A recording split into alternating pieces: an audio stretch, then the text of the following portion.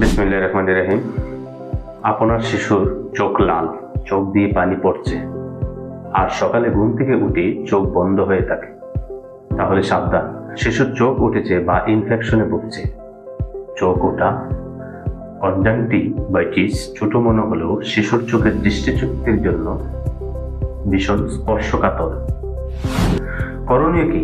গরম পানিতে ভেজানো নরম কাপড় বা তোলা দিয়ে দিনে 2 থেকে 3 বার চোখ আলতো করে পরিষ্কার করুন।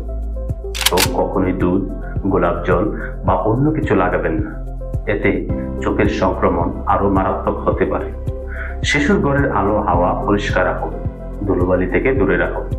চিকিৎসকের পরামর্শ ছাড়া নিজে ড্রপ বা মলম ব্যবহার করবেন না। ভুল ওষুধ শিশুর চোখের ভবিষ্যৎ ক্ষতি করতে পারে। একটি চোখ আক্রান্ত হলে আরেকটি চোখ যাতে না ছড়ায়, তাই এক চোখে ব্যবহৃত তুলা বা কাপড় দ্বিতীয় চোখে ব্যবহার করবেন না। চিকিৎসকের কাছে কখন যাবে? চোখ বেশি ফুলে গেলে, হলুদ পুঁজ জমে থাকলে, শিশুর জ্বর বা অস্থিরতা থাকলে, ইনফেকশন 2-3 দিনের মধ্যে কম না হলে। মনে রাখো, শিশুর চোখের আলো এর ভবিষ্যৎ। একটু সচেতনতা আপনার শিশুর চিরকালীন দৃষ্টি রক্ষা করতে পারে। আরো এরকম ভিডিও পেতে আমার এই চ্যানেলটি সাবস্ক্রাইব করে রাখুন।